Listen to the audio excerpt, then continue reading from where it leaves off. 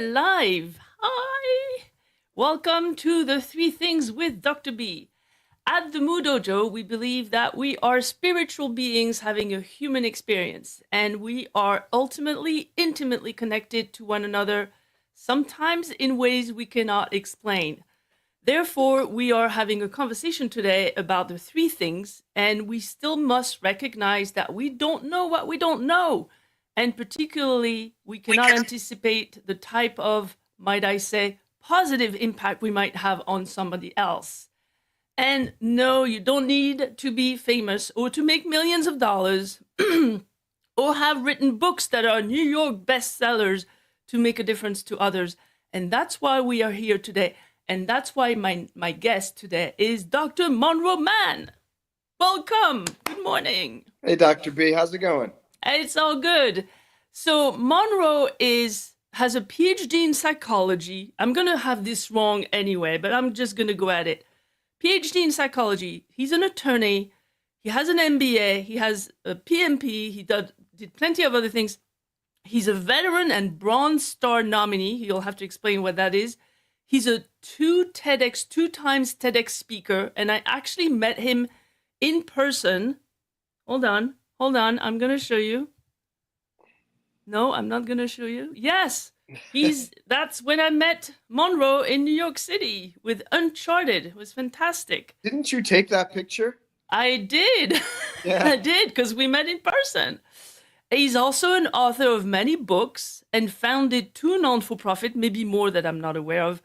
He's a professional YouTuber now. I want to hear more about that. And anyway, welcome, Monroe. I just want to, hear from you. What's going on? Why are we here today? How come we've met? And how come we're here today in this podcast? What, do you want a short answer? Do you want a long answer? How does this work? Whatever you want. Why are we here today? How did we meet?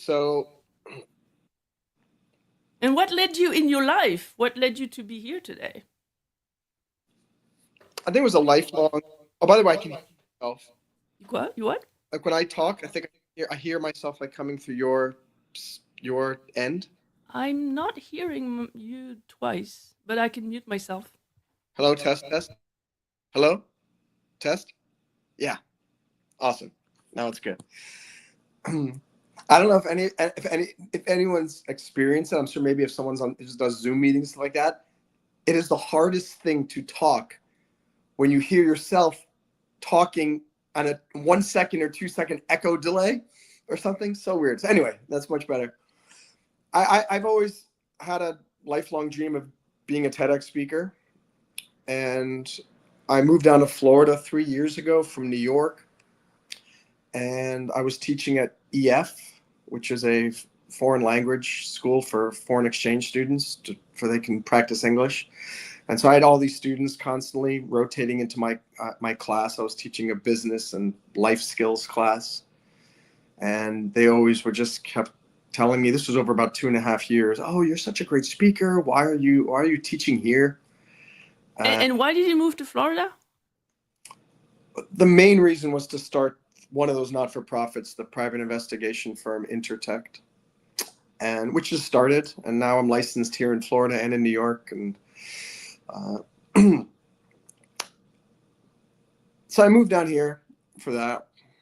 And I was doing these classes at EF, and they just kept complimenting on me. And every once in a while, every 6 months, somebody would say, oh, have you done any TEDx talks? Or you should be a TED speaker. And it always kind of grated at me because I'd thought about that people have been telling me that for 15 years.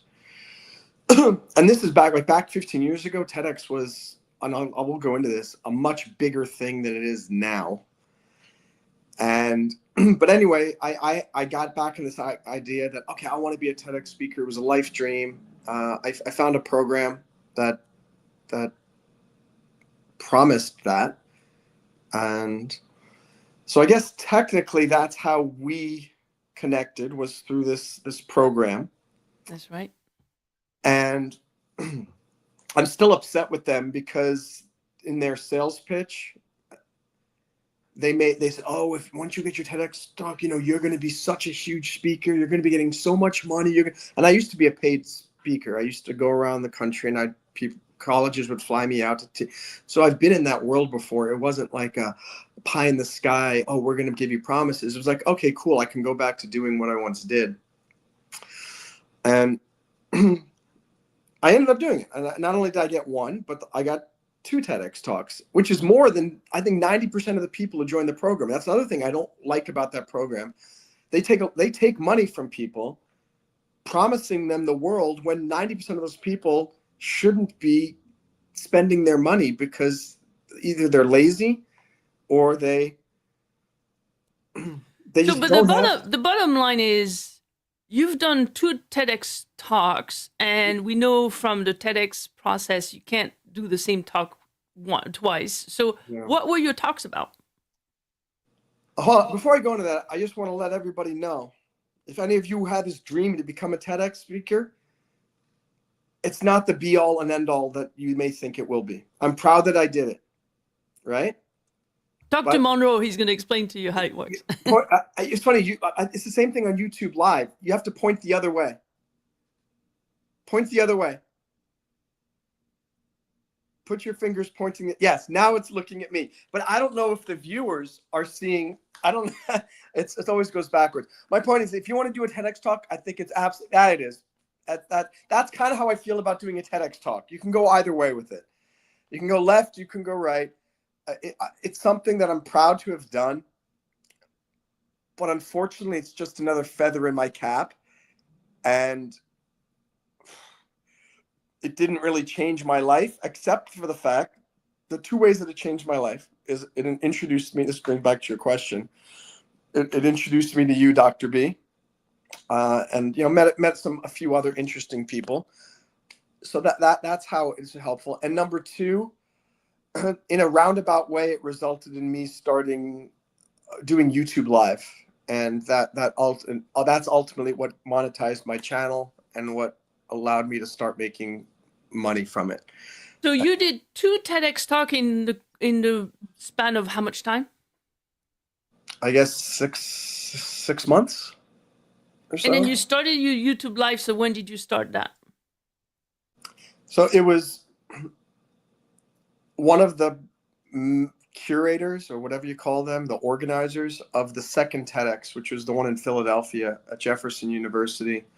She and I had a call, and this was actually before she formally booked me. But she wasn't. I had to change my topic because I'd already done the first one, and they wanted to book me for that one, and I couldn't. They said, all right, well, this causes a complication. So I had to go and talk for 2 hours about all the different topics that I could do. And towards in the middle of it, and it was like two and a half hours, we were on the Zoom, and she said, my gosh, have you done a podcast? And I said, no. And I said, people tell me I should, because I could listen to you speak for hours. And I didn't want to do a podcast because I've already been a YouTuber, and I've already got 1.5 million other business ventures. I was like, I don't have the time or the energy or the wherewithal or the money or the anything to start a podcast. Then you have to get a podcast studio. You have to do this or that. And I have to learn all about another domain. But after I, thinking about that, I'm trying to think it was right around that same time. Oh, wait a second. No, it was after I came back. The story's coming back to me. After I came back from New York City from the first TEDx, it was about a week later. And I was just walking here in Miami Beach, and I was going to make a short just talking about and post it. I was walking, and it said live. And I said, you know what? Let me just click on live and see what happens. And as happens to most people, nobody showed up. I was talking for about 20 minutes, and it was about 12 minutes of zero. It says 0. But then suddenly somebody said, I think it was like one person there for a moment. I think it was only there for about a minute, went away. Then maybe 5 minutes later, someone came back for a minute. Super awkward. It was super weird. I was like, why am I talking to nobody? Because you have some kind of algorithm deciding who's going to see you, and maybe they click, maybe they don't click. kind of unpredictable. It's unpredictable. I mean, but I think that just the fact that when there's 0 people there, it's super weird because you know you're live, but you know you're talking to absolutely nobody, but it's live in the world. It's different than being like recording a video and then you're going to upload it and it gets 0 views. That's Well, different. we have one person looking at us right now. So this is that same thing. And that's what I dealt with when I started doing the YouTube live. And but the thing that after I was done, I was like, okay, whatever, and I stopped. But when you're done on YouTube live on your phone, at least, I guess it's on desktop too. It tells you how many people were watching, how long they were watching for, and it says watch time. And that was the elusive thing for 18 years that was keeping me from getting monetized. I couldn't get any watch time. I have it's over a 1-year period rolling. I would always have something like 75 hours, 100 hours, but it was, well, that's nowhere near close to the 3,000 or 4,000 that you need for the 2 phases of monetization. But I saw that it said 2 minutes of watch time. And I said, wait a second here. 2 minutes of watch time. And I was thinking, I wonder if that counts. I'm like, no, that can't count. Like 2 people just randomly coming in and then leaving is going to count towards watch time. YouTube has a 5-day delay on watch time accumulation. So I thought, let me do another one and let me try to stay on longer just to see if I can get like 15 minutes or 30 minutes, or because then I could my mission was to get above an hour of watch time so that when the 5-day delay caught up, I could see. And I looked in my YouTube earn to see, did my watch time go up by and so I just started doing it. I was really curious and I started doing it every day. And crazy, but the more and more I did it, the more and more people started showing up. And I started just experimenting with doing comedy characters, doing music and like just anything. Talking about psychology, talking about this.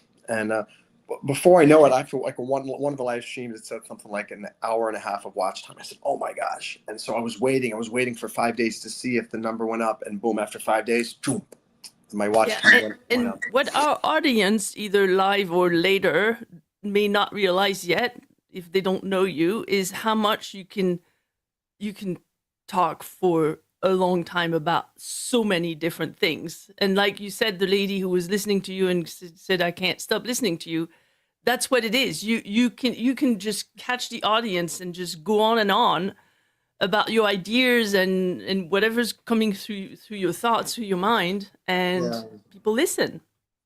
And I think, if you're good at talking and you can talk about, I think that if you're a good YouTuber, live streamer, you can pivot off of what the audience says. Like, that's the one thing I really love about YouTube Live, is that while I'm talking, my fans come in and go, hey, what's up, Monroe? Hey, how's your mom? Hey, how's the dog?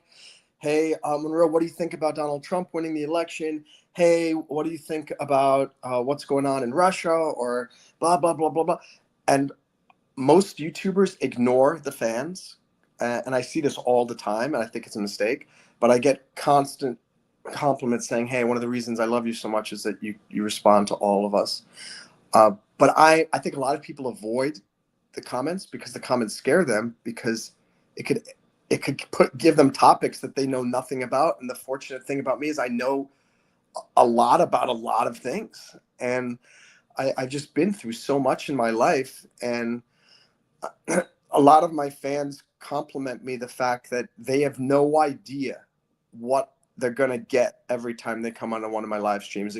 Sometimes they come on and I've got a wig on and I'm doing comedy. Sometimes I'm playing some of my songs. Sometimes I'm playing cover songs. Sometimes I'm talking about politics. Sometimes I'm talking about psychology or some contracts about law and stuff. And for me, I have such a scattered mind in that I get bored very, very easily, which explains why I don't have a girlfriend, because it takes a very special person for me to want to be around that person regularly on a nonstop basis. But being able to have this variety channel, and it goes against everything that everyone has told me over the years about why my YouTube channel isn't a success. They say, you got to focus on one thing. And I talk about this all the time. I think focusing is a disaster for 99% of people, because until you succeed, you don't know what to focus on that will lead you to success. And I see so many people who focus all their time and money on one business, and that bankrupts them. And did you notice any specific topic that people watch more when you talk?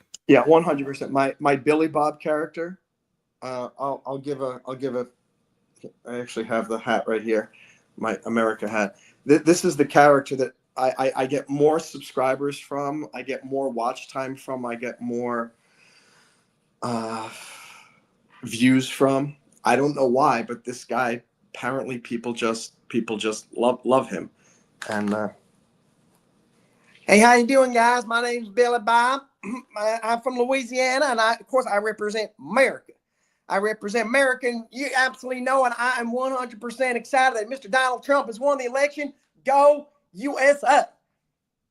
So that character, people find it and they just go, "What is this guy?" And how did you find? Oh, how did he find you? I guess the character. Yeah, because you obviously, how did I switch come right up there. with this? I didn't know I would have two guests today.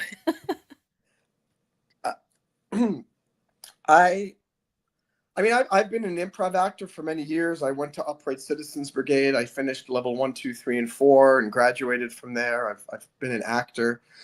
And on my channel, over the years, I have a lot of these improv characters. And they've already been there. That's the funny thing about the YouTube Live thing.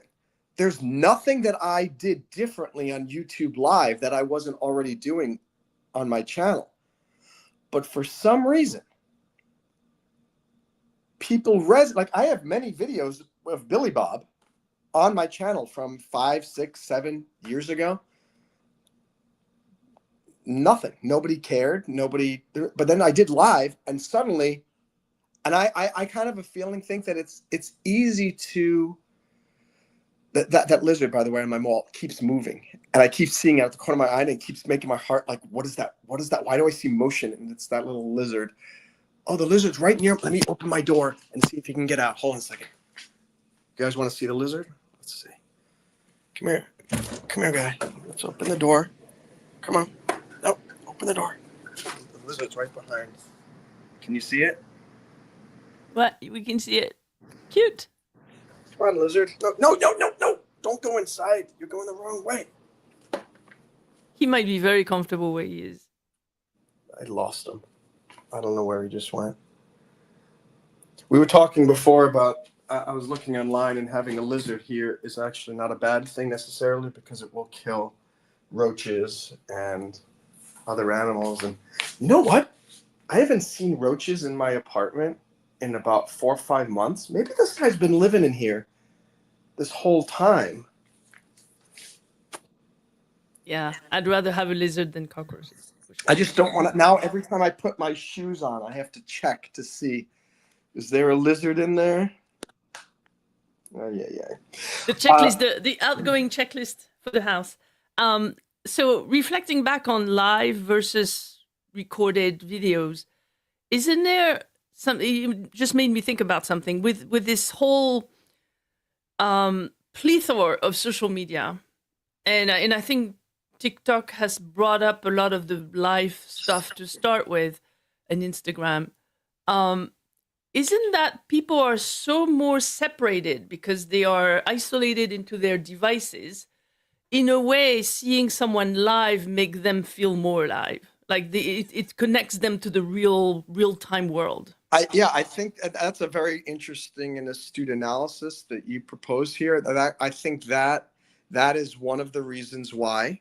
I think what I was going to say, which I think is along the same, my theory is like, why did all my characters, even my music, I play my original music, my original songs, and I'll get 5 new subscribers. And it's like, whoa, just because I think it's because of the fact that they know it's not scripted.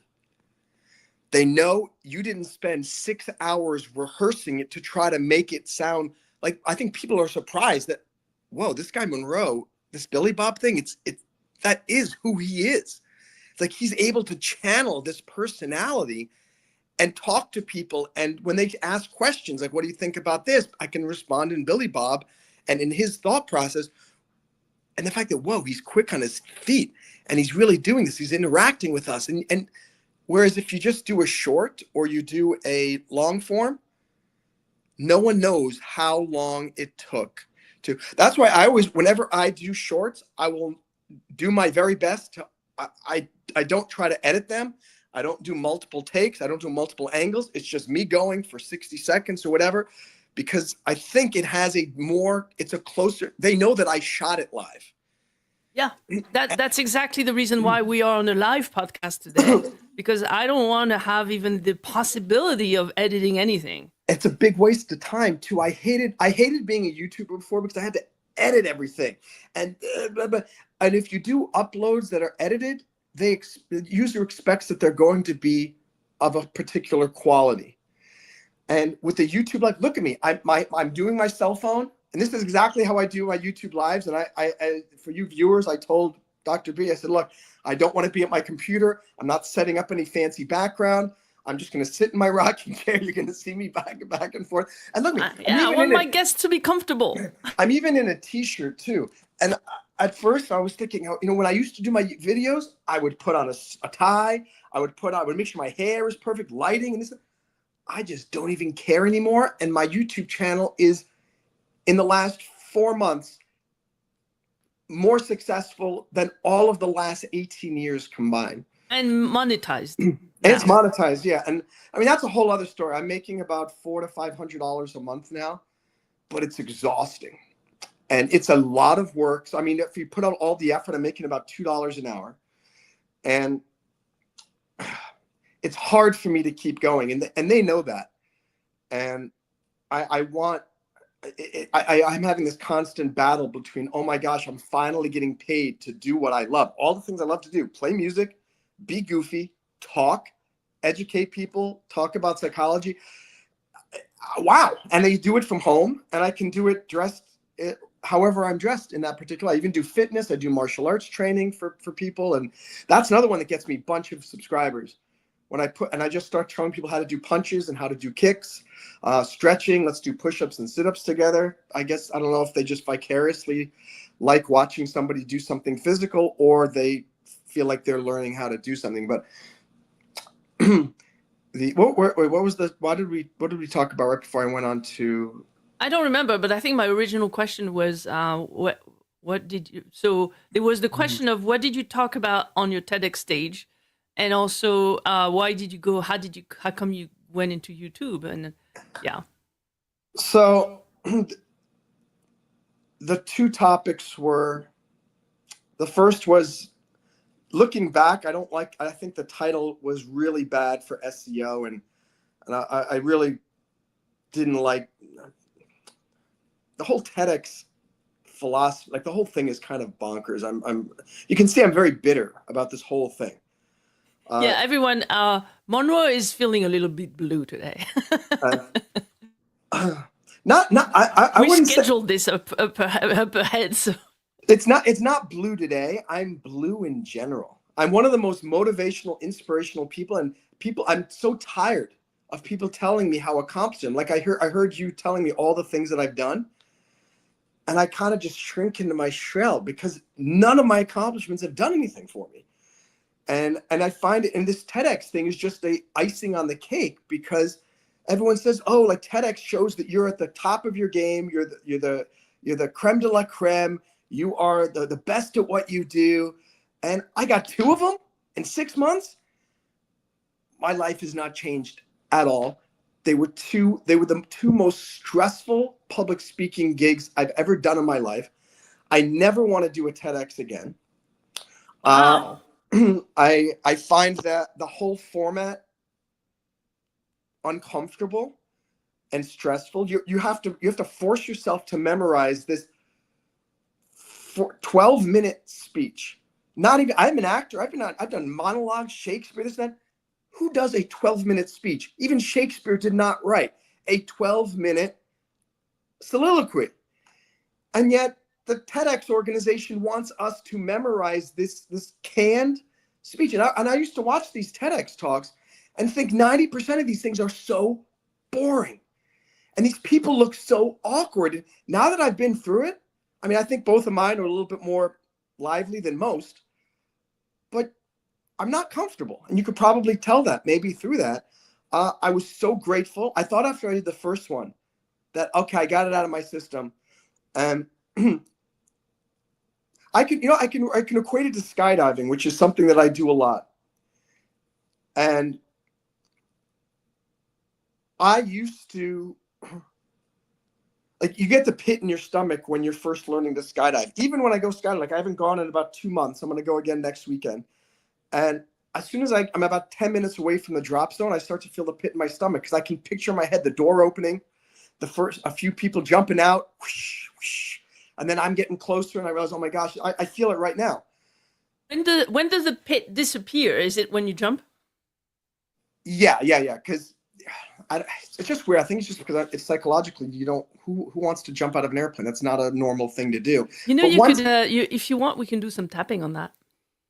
No, I love it. I love it. I don't want to get rid of it. It's the only time when I'm not consumed with, it makes me feel like kind of like how I did when I was in Iraq, that feeling of adrenaline and energy. So, I mean, in that sense, it's good. But what I was going to say is, like, I can manage that. It's just a little uncomfortable. Those 2 TEDx talks it was miserable. And it's not, people say, oh, public speaking is the world's biggest fear. I love public speaking. Look at me doing it right now. And I've spoken before 1,000 people before, but the key is I was able to do it on my terms. When you do a TEDx, the camera's on you. You know that camera is going to go onto a video that's going to get put onto YouTube. You really have no control over the audio, the video, the sound, the editing, which me as a film producer, I don't like that. I could have done a better job on both of those TEDx things, and it's tough when you're in. But then just the fact that you have to memorize this thing, and if it goes over 18 minutes, then it doesn't get posted. It could not be published at all if you don't follow all these rules. Yeah, and it's just like all the times that I gave speeches before, I was the star, and they catered to me. And I said, look, I'm going to come in. You want me to talk about that? Okay. I'm just going to talk. I'm going to have a few bullet points. I'll have 1 slide and I'll have 3 bullet points. And improvise. I'm going to improvise and go off. And because that's how I thrive. I mean, look, you can feel it right now. It's almost the same reason. Why did my YouTube live work so well? But the recorded YouTube video, I don't even know why. I do a song, like one of my original songs, Momentum. I'll have 20 people watching maybe on YouTube Live. I posted that same song as an actual video. It got 25 views as a long form video. Now, granted, YouTube is no longer promoting long. YouTube's main algorithm thing is 100% lives, I think, are getting the most. Second is shorts. Third is longs. I'm still posting a few things as longs now. Like I have what my song is like 3 minutes, 20 seconds. So I did a lyric video for the song Momentum. And I just want to put it out there. It's been recorded in the studio. Why not share that with people? But I kind of know that no one's going to really watch it. It's so weird. Even the people who watch my shorts and my lives, I go to my lives, I'll get anywhere from 200 to 5,000 views, depending on. The 5,000 is on a really good day, usually with Billy Bob. But if I do a long form video, I'm very happy if after 2 weeks I have 50 views on it. And it's disheartening for any of your viewers who are struggling with YouTube or whatever you're trying to do and getting traction.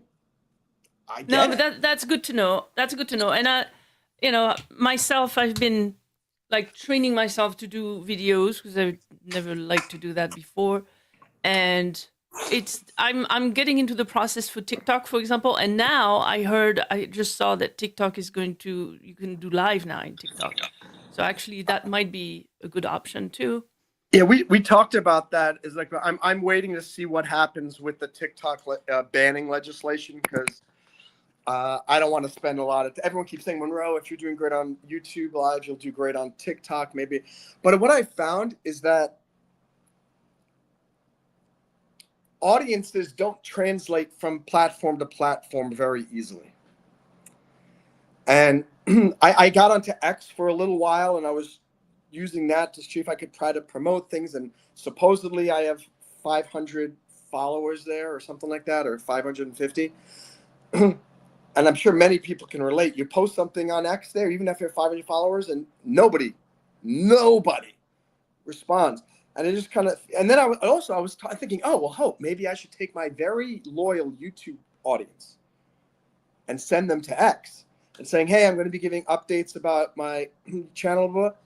Not one person out of the 2,300 who became subscribers over the last 3 months joined over there. And so is that because they don't want, they're not necessarily double users of those platforms, or they're not double users, or they use them for different things? And I just realized, like, all these people are telling you, oh, you should do all these different platforms all at the same time. It may or may not work. You may, and actually it's proof positive. Look at any of the people who are huge stars. Someone might have 200,000 YouTube subscribers, but then they've got 1 million Instagram followers and then 2.2 million TikTok followers. That doesn't make sense. But that shows it does make sense when confirming what I'm saying is that audiences do not easily migrate from one to the other. So if you succeed in one platform, it doesn't mean you're going to succeed in another.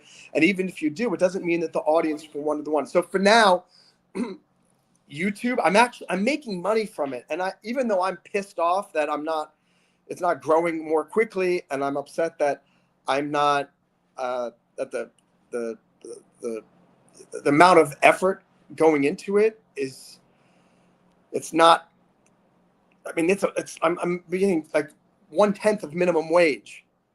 Yeah. But the potential is, it's like, if I can just keep it growing. YouTube just sent me the little update. I got 175 subscribers last month. It's not huge, but there are 175 people who are starting to become followers. And there's another lesson for everybody who's watching. Follower count is meaningless. You could have a million subscribers on YouTube. I could still be maybe making more money than you, and I could still be having more people come watch me. Why is that? It's about engagement. I would rather, you could have 100 subscribers and be getting massive amounts of watch time if those 100 people love you. And they are on, because they interact with you, they put comments and the likes and the forwards, and that's the key that, like, you can do on YouTube now. You can do promote video, and I don't do it. I don't do that anymore because I realized that I don't know who those subscribers are, and I don't know where those views are coming from, but they are 100% unengaged views and unengaged subscribers. And it's a complete vanity thing. And I talk with people about that too. Maybe paying for the vanity is helpful. If I could easily, for a few $100, probably get my subscribers up to maybe a couple thousand. But if I spend $2,000, I could get my subscribers up to 50,000 within a week. But if they don't interact with you, then you don't make more money. Correct. So I don't think any of that is going to translate to people super chatting, becoming paid members, spending enough time watching so that they yeah, you can still accelerate your reach and the number of people aware of you, so that they might like you so much that they might interact. So but I don't believe that they're real people, to be honest. Oh, that's another question. I don't. Why is their average view duration when you do the promoted YouTube videos is like 2 seconds? I know, it's the same on TikTok. Well, if I wouldn't, I mean, if you actively click on the ad, like if I actively click on an ad on YouTube, I'm sure you have at some point where you clicked on the video, and mostly by accident. but if it does happen, I'm gonna watch it for 10. I'll give the person 10 seconds, 15 seconds at least. I don't know. I just realized it's like, it's you're spending, for every dollar you spend promoting the video, you're not making that money back in ad revenue. I make $15 a month in advertising revenue. Most of the money is coming from super chats and from memberships. So it's 100% fan funding, not just random people watching my videos. And that's relevant. That's very important. And Yeah. so that's why I'm saying it's about where's the money growth coming from? It's going to come from engagement. So we were talking earlier about the live versus recorded, and what do you think? So all of that is also dependent on the algorithms of these different platforms, which might explain why you have more followers on one, less on the other for the same type of message. But there's also whatever they are, if it's AI, bots, or just pure algorithm, passive algorithms, they change all the time. And it goes back to that question of how do you start distinguishing what's real and what's not? And that's why people are more attracted to live videos, because it's likely more real than not. And I know that in the live videos, the people watching are real. Right. And here's the other thing. It's interesting too. Is that true? Yeah, because on YouTube, you cannot promote your live streams. You can pay to promote your shorts. You can pay to promote your longs. On the live stream, it's all you. And right. Now, I'm not saying that. I mean, I see some really silly lives, and I don't know how. And they have less subscribers than me, and they're doing the silliest thing, and yet they have 250 live viewers. Well, because I think the other component of this is people want distraction.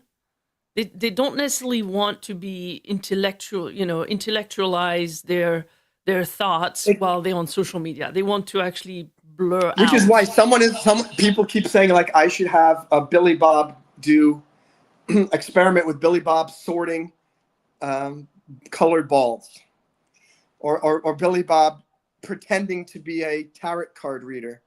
Can Billy Bob juggle? Yeah, but there's no way I'm juggling for an hour on this live stream. I always say, I mean, the number one thing I've realized is with that, and you see this and hear this a lot, is and it's hard because even I forget my own. You got to forget the algorithm and just keep doing what works and keep trying brand new things, because you don't know if what's working now is going to not work in the future. So I'm constantly trying to think what other, just like I said, maybe I'll do tarot card reading.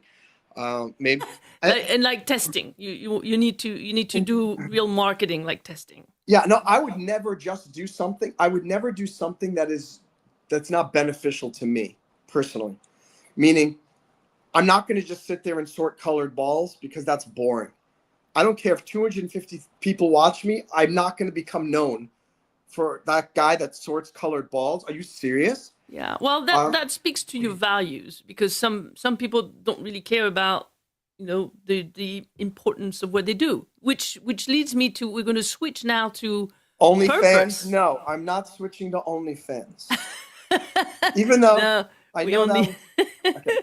We're going to switch to purpose. Like, so. Oh, wait, let me just go back and answer the question that you originally asked. Yeah, go ahead. I tend to go off in tangents. The two TEDx talks I did. One was, it was called The 8 Simple Words That'll Change Your Life Forever. And the 8 simple words, you can see in my little Chiron there. It's breakdiving.io. That's the name of the company that I created. It's a philosophy. And it's oh, there we go. Yeah, sorry. The photo changed. It's a philosophy. Don't wait for opportunities to float to the surface. Break divers dive in and make their own big breaks in life. And we have this philosophy called the Break Divers Creed: no rules, no excuses, no regrets. So the whole TEDx talk is the philosophy behind how I came up with this, and how my PhD research helped to support the my theory of success, which is break diving, no rules, no excuses, no regrets. Those are 4 phrases, 8 words. The second TEDx is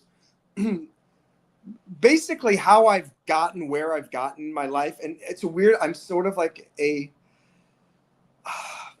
what do you call it? It was called Be the CEO of You Inc. No, Inc. yeah, right? I remember the name of it. I'm saying, but the the heck is it? What do you call like military intelligence? An oxymoron. My life is an oxymoronic life, mostly focused on the moronic. Now,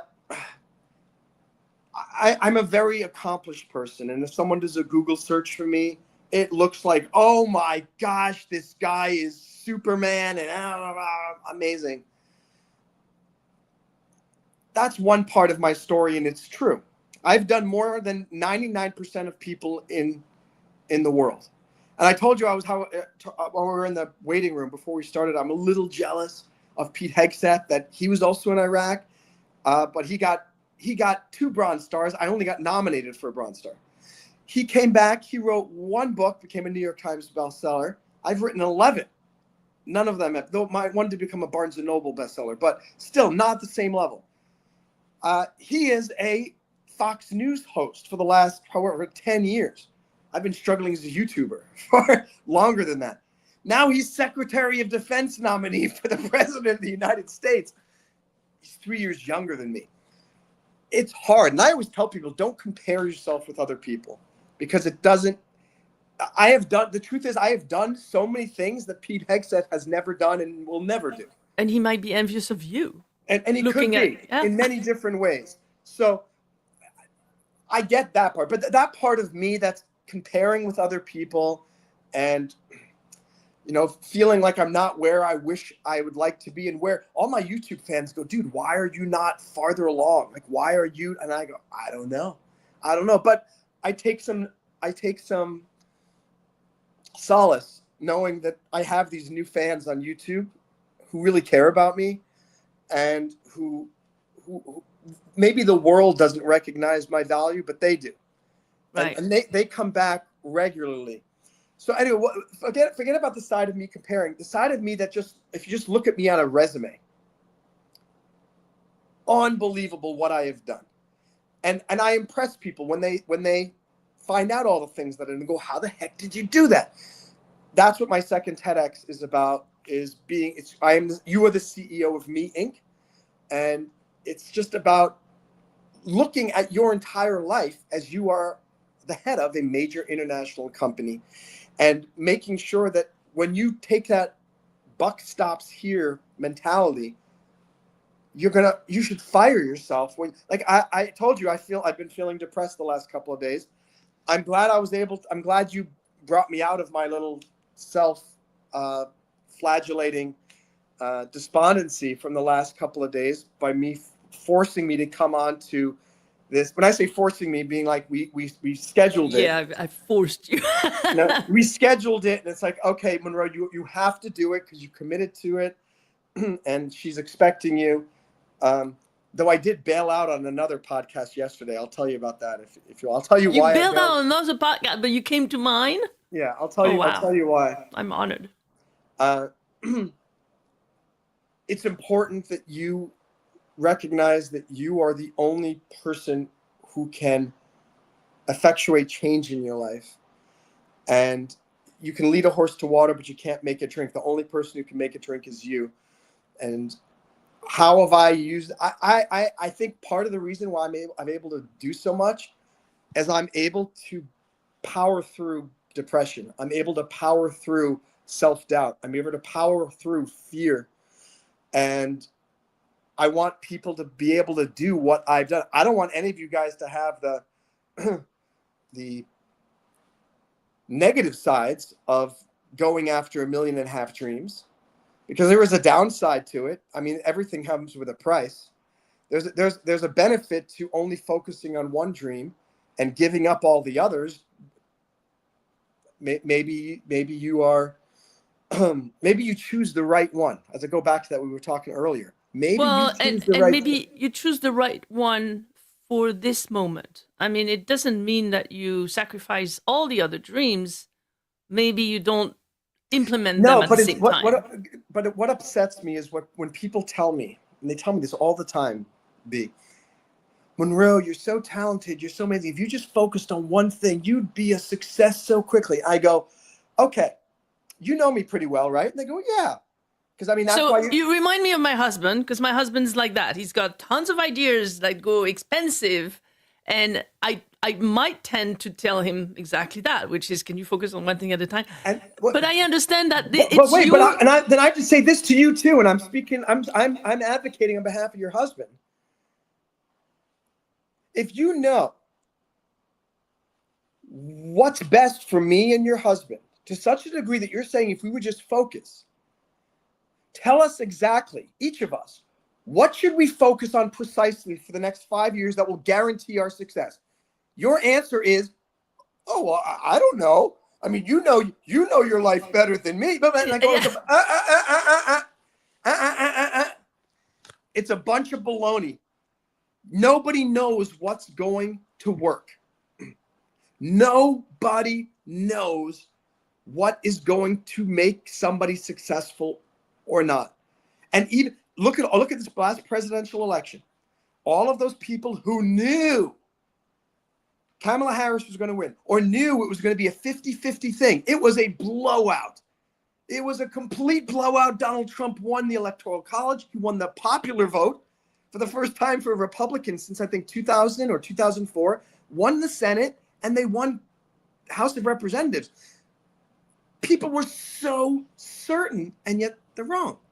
So let's. I don't want to talk politics too much here. It's not politics. Yeah. It's about the fact that people think they are so certain about what other people should do and what they should focus their time and money on that's going to make them successful.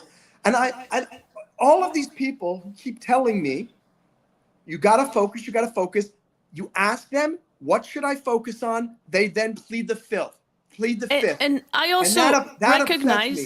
also recognize both in you and my husband that the single fact that you have all these ideas or that you go into all these different directions is what makes the fabric of you. And so have you focus on one thing is basically sacrificing everything else. I will never sacrifice who I am, and I don't want your husband to either. I don't want any of your viewers to either.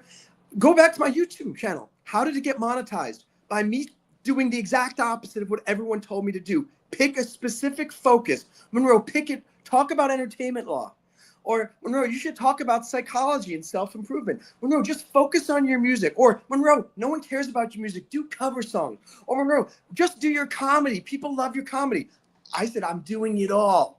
Yeah, and that's precisely why I have my viewers who love me, because they know that it's something new every single time they come onto my live stream. So it becomes the channel where you can be yourself in all these dimensions of you. I can even be, I'm even depressed on my live stream sometimes. And talking about how, guys, I'm feeling a little this, I'm feeling a little that. And sometimes they even cheer me up. And I feel like I'm happy to be the opposite of an automaton. I'm happy to be somebody who is authentic and real. And I'm not putting on airs anymore. I talked about this on one of my live streams recently. I used to be Superman 20 years ago. And that I would push to the side whenever I'm in the public eye any negativity, any self-doubt, any lack of courage. And I would give off this vibe that I was Superman. And think about that. Think of all the things I've accomplished. Imagine if I couple that with this idea that I'm invincible and everything I do works out, just go after your dreams, everything. And people were super intimidated by me. And I found out, and they would write to me going, Monroe, that they wouldn't tell me that I'm Superman until they would become friends with me. And I would kind of let a little bit of the armor crack. And they go, wait, you have self-confidence problems? Wait, you feel unsure about your life? You feel, and I actually liked when they saw that. I go, well, yeah. And after a while, I said, you know what? It's exhausting trying to be Superman and have everybody does it all the time. And all these people hey, you want to make money in tax liens? Come and click this thing and I'll show you how to do it. I mean, everyone is pretending to be somebody they are not. And I think you're touching a very important thing here. It's probably exactly why you're successful on your YouTube live, because you're yourself and you share your vulnerability, which everyone else wants to share, but they don't do it because they have this facade. Yeah, and they think, oh, I can't do what he does or what Dr. B does because they are different than me. And I try to let people know I'm probably more mentally unstable than you. I'm probably lacking in courage more than you. I'm probably more scared than you. I'm probably not as talented as you. But you know what? I don't care. I just go and just do and just keep doing it. And yeah, but hey, but going back to the thing about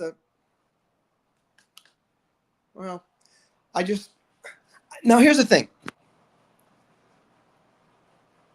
My theory of don't give up on any of your dreams. Do everything, keep all of your dreams, be who you are. It's worked insofar as it's made me very accomplished. But as I talk about on my YouTube a lot, I don't feel like a successful person in any way, shape, or form.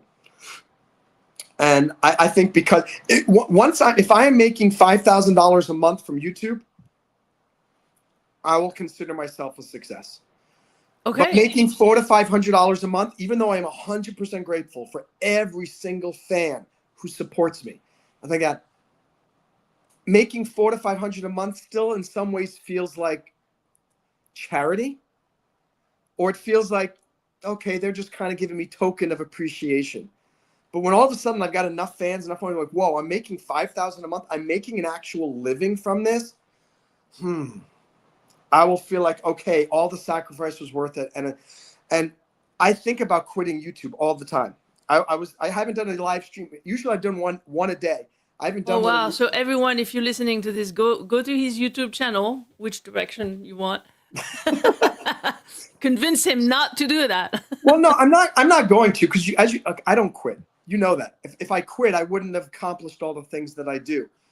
But I do think about it a lot. But it wouldn't hurt to get some encouragement, from people. No, but you're giving me the encouragement now. Like just being on here, it brings me back to the Monroe Mann, who is the CEO of a major international corporation. And that's the other thing that's really important to know, for everyone watching to know. Doesn't matter how great you are, you're going to need encouragement. And that's why I think some of these self-help gurus, and this is why I'm not Superman anymore. I get so turned off by these people who are on YouTube or on even Tony Robbins to an extent. I agree with you, because they make it look so easy, and they act like they're somehow anointed by God, or they are somehow an angel, or they have some secret, and life does not affect them. Same thing with celebrities. Well, maybe because they don't show their own vulnerability. I mean, it's obvious that's not shown. And I used to be paid a lot more as a public speaker, as a coach, all of that stuff. And I think it was because I gave off this vibe of being superhuman, and they wanted some of my superhuman powers. And now that I'm more vulnerable, it's not there. I don't like my YouTube fans. None of them have hired me to be a business coach. None of them have hired me to help them with YouTube. None of them have hired me to be their attorney or this or that. So it's very strange. Like, I'm fine with it. I don't really care. I want maybe do they know that they can do that? Oh yeah, 100%. Let them know that. Okay. I mean, it could just be coincidence. Maybe they're like, I'm a New York attorney and they don't have, and I'm an entertainment focus and they have no need for that.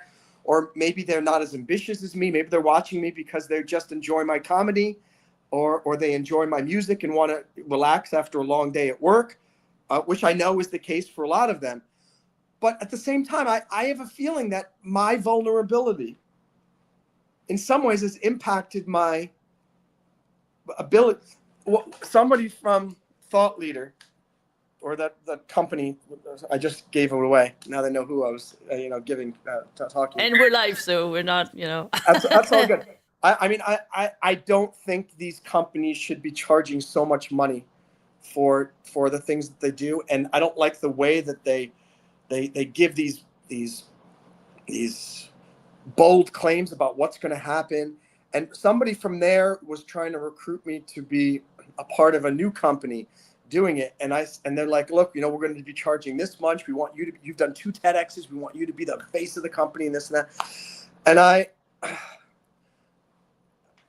basically, I said, look, I'm not going to be a part of this. If you want me to charge this much money, that's how much you're going to charge to do this. When I told you, I just did 2 TEDx talks. It's not going to change people's lives in the way that it did 15 years ago.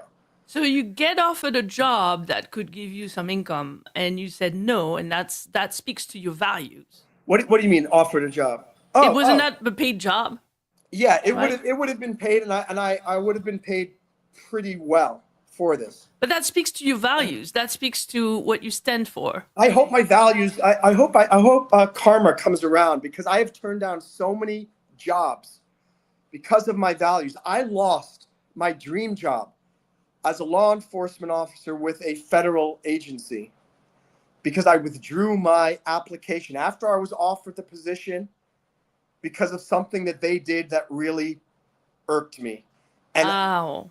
And this is the story of my life. I gave, again, same thing here. I'm sure this company is going to do very, very well, but I don't want to be a part of something that after I've done 2 TEDx talks, and I'm telling you, all of you guys watching, do not pay massive amounts of money to book a TEDx talk. It may change your life, but it's the key word may. There's a possibility. There's no probability. And again, great. I met Dr. B here, and she's going to become a huge YouTuber and podcaster soon, and maybe that'll help. But those are indirect results of me doing the TEDx. It's not a direct result. And I really thought that, oh my gosh, I thought, wow, the fact that I did 2 TEDx talks, that's going to boom. People are going to be calling me to be a public speaker. I'm going to, more job offers are going to come in there and this and that. And it's not going to happen. It's just a nice little, oh, good job. Yeah, I think what happened, as you said, TED started, 15, 20 years ago. And TEDx started afterwards, because they started afterwards. And it was very exclusive. It was very, it was reserved for only an elite, right? Not everyone could go to TED Live because the conference was so expensive. I think it was like more than $10,000, more than 10 years ago. Mm-hmm. And then the TEDx was a way to make it accessible to communities and have anyone be a TEDx organizer if they want to, as long as they fit the bill and the requirements. And now what we see is we have so many TEDx organizers around the world, and they do events pretty much every day. So now we have exponentially an increase of number of TEDx speakers and talks on YouTube. It's so huge. It accumulates every day that it dilutes the value of it, I think, personally. Not think. It is 100% diluted. The TEDx means absolutely nothing anymore. There are about 45 TEDx talks uploaded. Guess what? Guess what frequency that is? Per day.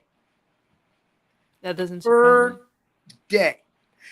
And TEDx, I think they've changed their mission from sharing ideas that matter to sharing as many ideas as we possibly can. Because you know how much money they're making from, that's another thing. I'm very upset with TEDx and TED that we don't get paid anything. They're making how do they make money? They're advertising. They get ad revenue from all of our TEDx talks. Oh. They're getting donations constantly. And I don't think I'll ever do a TEDx talk again unless they change rules. Goes, you better pay me. I'm not going to come and speak for free again. And I spent all that money flying up to Philadelphia and New York. I know. It's just like, oh, why are you bad-mouthing these people that gave you this opportunity? Because I don't really feel it's an opportunity anymore. I feel like I did more. I gave more to them than they gave to me. the TEDx organizers in New York, I know this is just crazy, me going crazy off on this and here on this live stream and stuff, but maybe people need to know this. They talk about it being non-political. At NYU, which is a notorious left-wing university, they were basically making me rewrite my speech to throw woke crap into the speech, and I had a fight with them. They threatened to remove me and this Asian woman. Oh, wow. I didn't know that. You didn't tell me that. Yeah, of course I didn't tell. I didn't tell. It was horrible. And it's like, are you serious? You're threatening to remove me? But for all the one of the reasons is I texted one of the organizers. I asked for, it was a week before I was flying to New York, and everything was via email. And I said, hey, I emailed to the 3 girls that were running it and said, hey, and these are all NYU students, juniors and seniors. I said, hey, can I have one or all of your phone numbers so that I can reach out to you as I get closer to the airport and, arriving in New York, and so I can coordinate. This was around 10 p.m. And then at 11:55 p.m., I get a response from one of them directly to me, not respond all, that said, sure, Monroe, here's my number. If I can be of assistance, let me know. So the other 2 didn't know that this other one reached out to me. And said, so anyway, that was around 11:55. At 12:05 a.m., 10 minutes later, I texted her and said, hey, it's Monroe. Thanks for your number. I appreciate you giving it to me. And I'll, this way, as I get closer to getting to New York, if there are any problems, I can let you know. In the morning, I get a message from one of the other organizers from NYU. Your behavior was atrocious and the epitome of unprofessionalism. I'm attaching our rules of professionalism.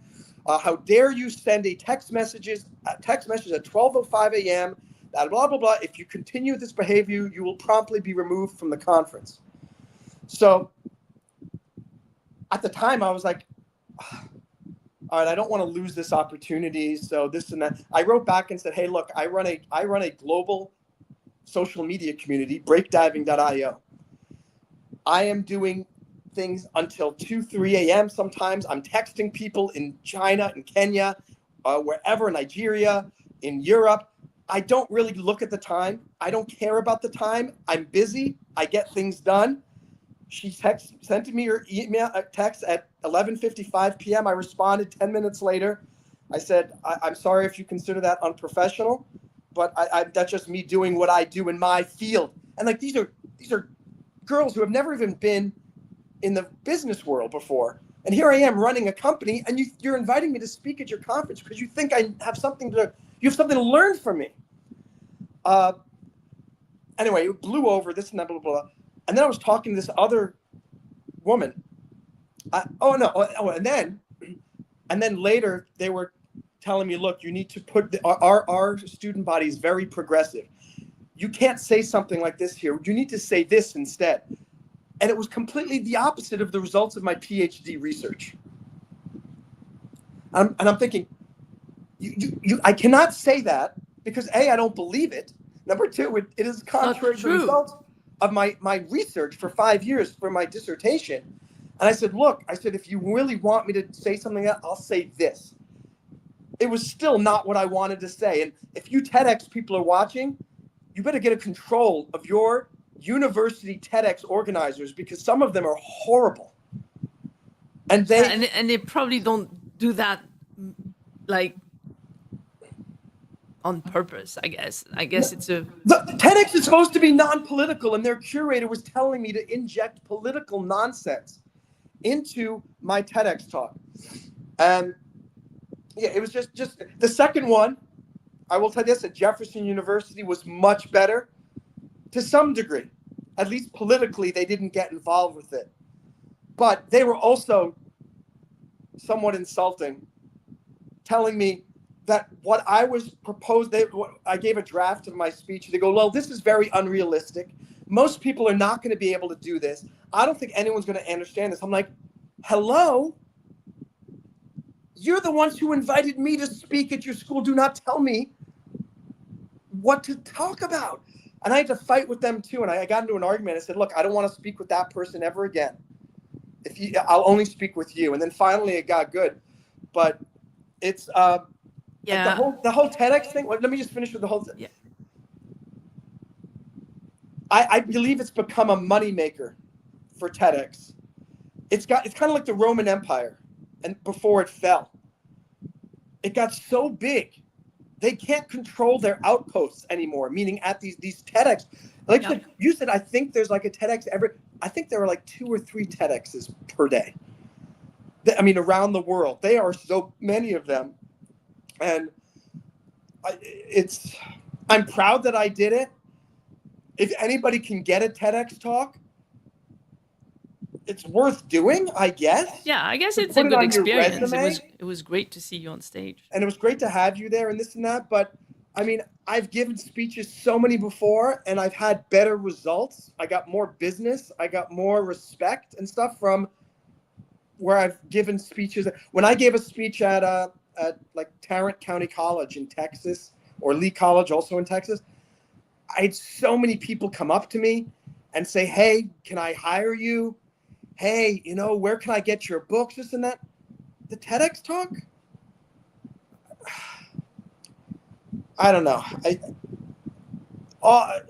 I'm bitter because I feel like it's the epitome like of everything I've done in my life. And I thought it was going to be the final thing that, boom, really launches. And it was just like not only 1, but 2. I've done 2 TEDx. And then you hear stories. It's a real letdown.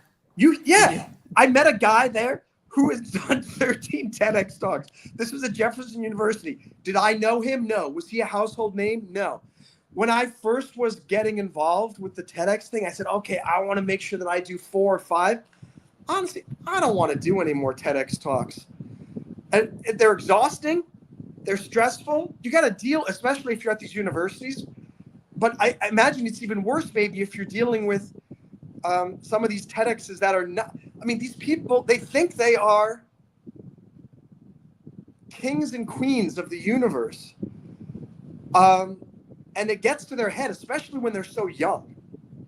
And they're dealing with people. And I'm not saying I'm king or queen of the universe. I just wanted mutual respect. Oh, that makes sense. Anyway, if any of you guys are doing the TEDx, be very careful, because you're going to be also their production teams don't know what they're doing. The sound in my NYU one, horrible, absolutely terrible. I can't believe they didn't have a backup microphone. They had only 1 microphone, and I'm just super peeved off at the whole experience. And here's my opportunity to publicly share my grievances with the world. So, Dr. B, back to you, Dr. B. So what I understand is that Monroe has more than one purpose. Can you even answer the question, what is your purpose? Is there one sentence that you can... My purpose is to inspire the world to go after their dreams and to feel better about themselves and improve their lives. And I had hoped and I had thought that the TEDx, again, going back to those TEDx talks, that those were going to be the thing that finally gives me the global reach that I need. Check this out. The first one, the program that I was in hired this promotion company to get the word out about the TEDx talk that I did. And I didn't know how many of those views were real, how many of them were from this promotion. I think my YouTube, my TEDx, the first one has 60,000 views or something like that now. On the second one, I said, I'm just going to let it ride. Let's see how strong the TEDx brand is. I think today it has 150 views. It's been 3 weeks. And you put a lot of effort for the first one. You put a lot of I put a lot of effort into promoting it and getting people to. I did somewhat for the second one as well. I didn't do it for the second one because I realized I saw the effect that the first one had. I said, you know what? You know what I think of? I think of like each TEDx that you do is the equivalent of you just putting up a YouTube video. no matter how good, my song Momentum, I talked about it before. It's a good song, very motivational, this and that, produced nicely, this and that, 25 views. I mean, literally, look at my, I have a feeling that my second TEDx is going to have, it's on a channel with 10 million, 20 million subscribers, 80 million. How many subscribers does TEDx I don't have? know. I don't know. But I think that the people we talk, this goes full circle back to, it doesn't matter how many subscribers you have. It matters how many engaged subscribers. The TEDx subscribers they do not want to watch 40 TEDx talks per day. That's right. That get uploaded. And I really think TEDx needs to change their model. Here's my prescription for fixing that whole TEDx thing. A TEDx talk should not automatically get put up onto the TEDx YouTube channel. I think there should only be or they need to limit the number of TEDx's they upload per day. They need to have much higher quality control on the production side of things, because every TEDx talk has varying levels of quality, and I think that's a travesty. Yeah, because we know it's dependent on the local organizers. Yeah, and they need to put a lasso, a rein around these organizers and kind of have more quality control and say, stop trying to inject political messages. And the TEDx organizers need to go through a course. I don't think these TEDx organizers even go through a course. They're just run by, it's like a student organized. Yeah, there's no course. There's a list of requirements and you need to fulfill all of them and submit your paperwork and all that stuff. Yeah, it's a bunch of baloney. It goes back to the whole, I know you said you didn't want to go talk about politics and stuff, but I'm glad Donald Trump won, because I hope the woke virus dies, because I hope that these schools and these students will feel less entitled to feel that they can inject their political bias into absolutely everything. That I was horrified. In NYU, you should be ashamed of yourself. New York University, you are a horrible organization for doing what you did. And my mom and dad are both graduates of your school. And I would never send any of my kids to your school based on what happened to me at NYU. Not only that, but because of your stupid protesting students, you and B, were you part of that? I remember. Yeah, we couldn't go in. We couldn't get into the building. Yeah. And then we couldn't get out. I was locked in NYU for an hour and a half afterwards. Got out before you, so I was. Yeah, you got out before the NYU. You were hostage in that building. By the way, that YouTube short got like 9,000 views. It was one of the biggest of me being locked inside NYU after the stupid pro-Palestine terrorist protests. And oh my gosh, I mean, it's just so, the whole experience, I thought it was going to be a turning point in my life, and it's honestly, I look back on the whole TEDx experience as, I think to turn it a little bit more positively, I think you did it. You had as you said, you had the biggest pit in your stomach beforehand. Yeah, but that's the other reason why all of this, not all of this negativity that came about as a result of it. It was a horrible experience itself too, just physiologically. I mean, it was not fun. I could speak for, look at this. We've been going on for an hour and 15 minutes. I could talk on so many topics for hours and hours. It can inspire people. I can motivate people. I can make people laugh. That was let's do that now. Let's switch to humanity. You already started a little bit, but what is your message? You said you want to inspire the world to follow their dreams. But what would be maybe three messages today? Because one is going to be too hard to ask you to narrow it down. So what's this question? What's your message to the world? As you said, many messages. One that's derived from what we're talking about. Okay, then I'll give you 5 minutes to just go at it. The Monroe Mann riff. Go after all of your dreams. All of them. Don't give up, because your dreams are going after any dream, but especially all of your dreams. It's going to be difficult. People are going to tell you stink. People can tell you to quit. You're going to tell yourself to quit. Don't quit. I was telling myself to quit about 4 hours ago, wondering, I wonder if I'm going to, I keep scheduling guests. Like I have Dr. B. Dr. B is going to be a guest on my YouTube channel, by the way. When is that? When can we tell people? Is it November 20th? I think it's next week sometime. I don't remember. Yeah, it's next week. If any of you guys want to check it out, I'll have it scheduled in a few days. It'll be on my YouTube channel, Monroe Mann. You have to plant seeds of hope. And those seeds of hope are going to be there for you when you have given up all hope. This whole TEDx experience has beyond, you'd think it would give me a lot of hope. It really depressed me, and you can feel it viscerally about me. I thought it was going to be the life-changing mountaintop experience. It wasn't, and you can hear I'm so upset about everything about this TEDx experience. Yeah, it's such a disappointment. Even the folks at Jefferson University. Again, I hate show business. I'm in show business. I make movies. I'm working with a film company in LA about doing this new app about film investing, and I've got 11 books, and I do YouTube Live. I don't like the field because the people are very opportunistic. And I was like best friends, of course, with the people at the Jefferson University, or at least one of the people. As soon as it was over, do I hear from them anymore? No. The person there promised, and I said, I want you to be a guest on my YouTube Live. I promise. Absolutely good. What? Where is this person? I haven't heard from this person. I followed up. I don't hear from them. The lesson there is you need to have the thickest of skins. And you have to, why did I say plant these seeds of hope? Because if you don't plant seeds that bloom when you're feeling sad, you're just going to quit.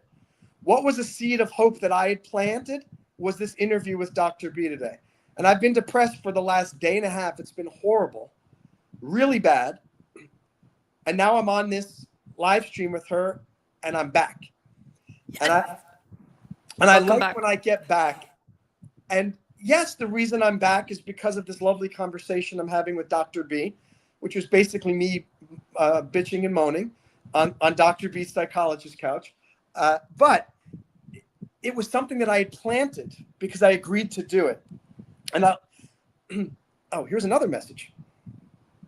Good. So first, plant seeds of hope. Make sure I go back to that, Dr. B. We'll come back. Why did I not do the other podcast? Why did I just bail out on it? This person was making it so, it was like a TEDx talk. And it was making me super stressed out with all these requirements. And they started saying, at first I agreed I'm going to be part of this symposium of and different people talking for 15 minutes and 15-minute slots. And my slot was for 15 minutes. I thought, sure, I'll give 15 minutes of my time. About 2 weeks ago, I get an email saying, okay, please let us know where you're going to be promoting this. And I'm thinking, no, I'm not going to start promoting this. And then I get another email saying, hey, here's your photograph, your little flyer thing. Please make sure you email this to all the people that you know.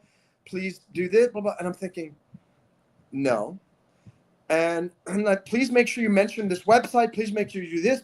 I finally went back and said, look, with all due respect, I can't do all this stuff. I said, look, I've got 1.5 million things going on. And if you'd like me to be on, I'm happy to be on. But this is just, it's becoming a really huge thing. And I just can't handle it right now. And please let me know. Not only did I not hear back from the person who hosted it, but I got an email 6 hours afterwards saying, thank you so much for being a part of the symposium. It was great to have you on, blah, blah, blah. And I'm thinking, oh my gosh, I think I was talking to like some just automated email. Automated baloney. And so I was told, my lesson, that's another lesson to all you guys. And why I did Dr. B's is she made it super easy. In the big scheme of things. And don't try to make things, and this is a good lesson for myself, try to make things as easy as possible for people to get involved.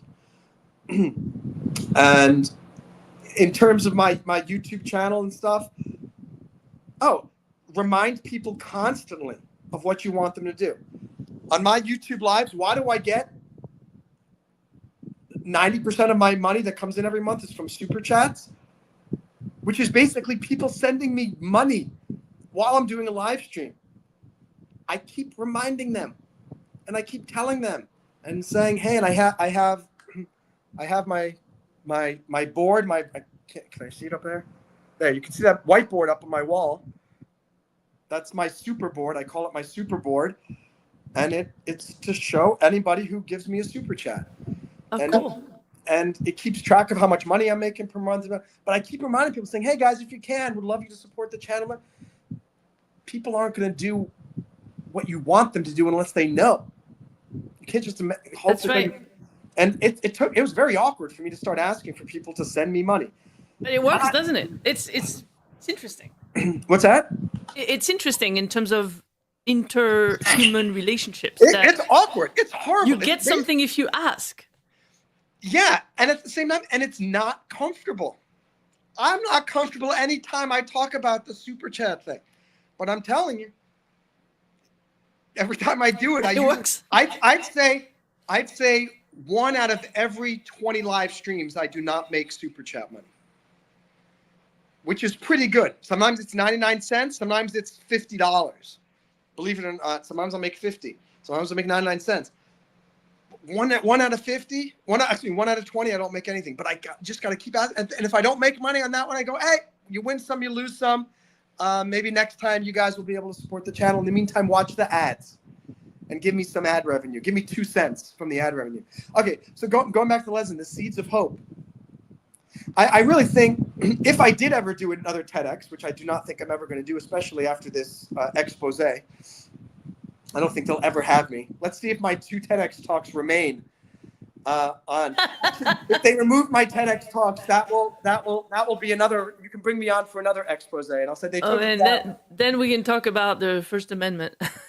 Yeah. Which reminds me, I should see if I can get software to download my 2 TEDx talks now, just so I have them in case. You don't have it yet? Oh, of course you should have it. Yeah. Anyway,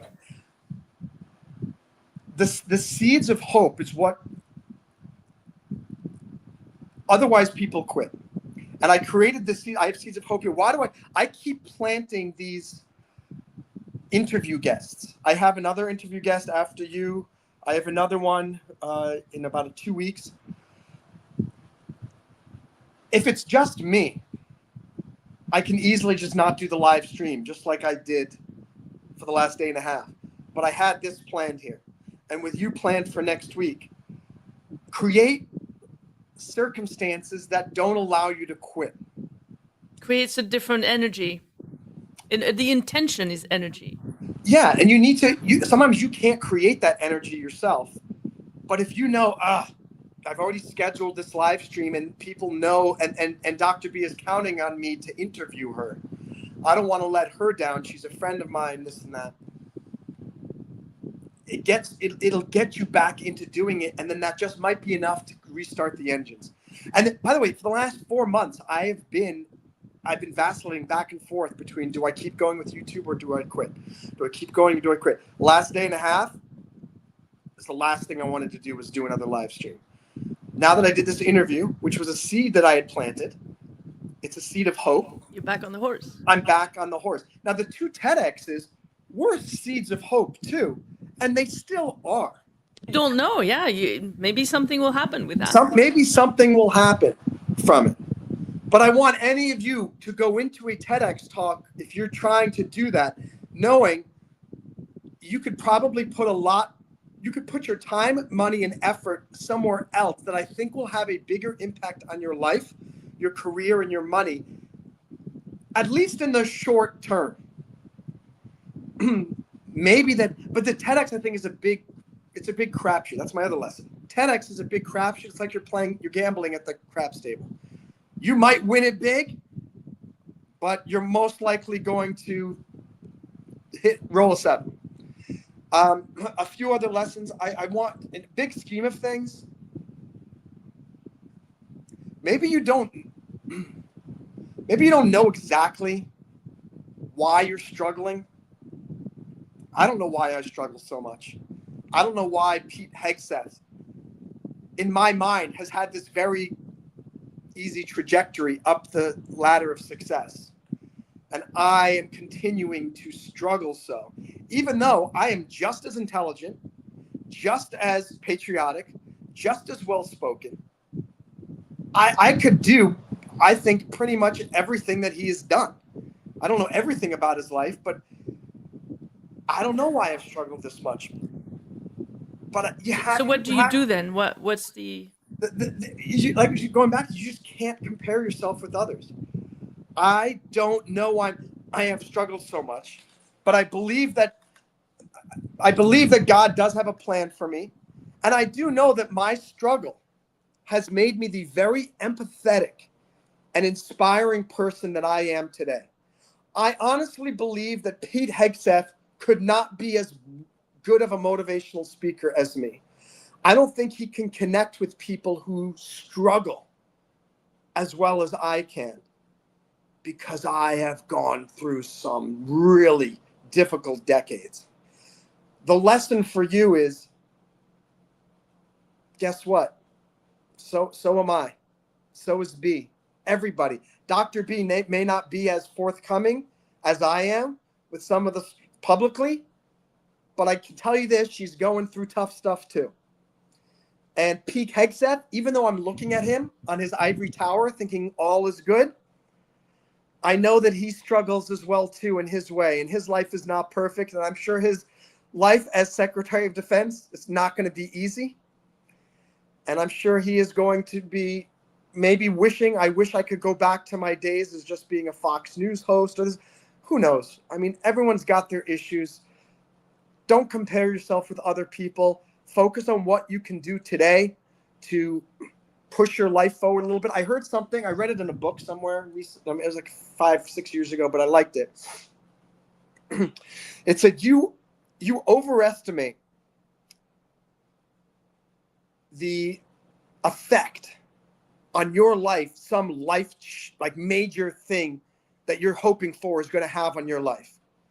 So for example, like I want my YouTube channel to have 1 million subscribers and I'm making $25,000 a year, thinking that that is going to make me feel amazing. And this book is saying you're overestimating how that's going to make you feel. That pie in the sky result. Because by the time you're there, you have transformed into someone new that has a different threshold. Look at this. Being a TEDx speaker was my dream, and I'm now, and it's like, you know what? Hasn't changed my life at all. In many ways, it's made me more depressed and more miserable because it added another accomplishment to my list of achievements without bringing more success to my sphere. But the main point of what this book said was you underestimate the positive psychological effect that a 0.01% change can have on you. And that's why it's like, look, I would never have thought, though I do know. That's why even though I was not feeling good, and Dr. B knew that when we started talking, and you can tell that my mood has changed a lot since before. And we didn't cancel. Like, it's not like, you know. No, and we didn't cancel. We didn't cancel it. And I said, all right, let's just do it. I said, blah, blah, blah. And I know that once I'm on camera, I'll put on but I'm not acting now. I am, this is who I am. I know he's exactly like he is right now. I underestimated the positive effect that coming on to your live stream would have on me, even though I knew. Why didn't I cancel it? Because deep down I knew. I know Dr. B, she's my friend. She's a great supporter of mine. I in turn am a supporter of her, and I know we're helping each other. I'm sure it's going to be a good chat with a friend. And it was. And this was that seed that I planted not last week, last month, maybe what 6 months ago when we met, or however long that was, back in, was it November? Well, no. It was the New York. August 31st. No, April. It was in April. I'm sorry, I do too many of these TEDx talks. I can't keep track of all of them. Sense of time has evaporated. Totally evaporated. But my mood has, it's probably just a 0.01% positive change was me coming on and doing this interview with Dr. B. But it has had a effervescent effect on my mood and my mentality. I love that word, effervescent. I like it when I'm effervescent. I don't like it when I'm not. And now that I'm effervescent once again, I mean, I'm excited about, I'm going to do a YouTube live stream today. I'll play some music. I'll do some comedy. I'm going to take my bike out for a ride. Maybe I'm going to go for a walk. Like the last day, I didn't really leave the apartment much. I left once to go get some milk. But when I get kind of depressed and sad, I just stay inside and I watch TV and stew. And I stew until what? Until one of my seeds that I've planted before blooms. And I think this does kind of come around full circle in terms of like, it sounds awesome. Like I'm all over the place, but the truth is I'm not. And you have to recognize that don't try to focus on these big world changes. Don't think about too far into the future. It's good to plan. I'm going to have 1 million subscribers on YouTube and make $20,000 a month income. That's a great goal to have. But you can't do anything today to make that happen. You can do one thing in that direction. I can do one live stream today with my mission of getting 99 cents in Super Chat and making 5 cents in advertising revenue. And probably I will make more than that in ad revenue. I'll probably make more than 99 cents in Super Chat. And I'll probably get 3, 4, 5, 10 subscribers. And I remember back when I was in New York City in 2002, 2003 with my band. First it was Crazy Morning, then Running for Famous. And I remember we always talked about how do you become a superstar one fan at a time. And I remember that because it's a reminder of the slow and steady slog. And sometimes it's not, maybe I'll do a live stream and when I do YouTube live, when I feel it's a successful live stream every one of them is a successful live stream. Because it happened. Because it happened, but even because, yeah, for that reason. But it took me a while because I realized I didn't know that 99% of my advertising revenue of that $15 a month is coming from my live streams. It's not coming from shorts. It's not coming. I'm making some of it from shorts, but most of it is because people watch my live streams. So now I realize every time I do a live stream, I'm making money. It might only be 3 cents, 4 cents. So best case scenario, I do a live stream and I make $20 to $25. That's awesome. If not, maybe I at least got a new 1 to 10 subscribers. If not, at least I know that I made 10 cents, 20 cents, 30 cents from the advertising revenue. And so it's hard. You have to try to find those very small incremental things. Like I said, that they don't, even if you do that for a while, you're still going to get exhausted. I mean, this is not just for YouTube. It's for life in general. I mean, those little things help me go a little bit, but then after a while, like I'll have a bad day or something. And go, oh, this stupid YouTube thing, and why am I not getting subscribers? Why did I get no super chats? Why did I'm this or that? Why am I not getting new members? Yeah, it's just the consistency of doing it. But the consistency is, I guarantee you're going to get these points, at least if you're like me, where you want to just throw in the towel and go, First thing is, don't do anything rash. Just go watch TV for a day or two and don't do anything silly.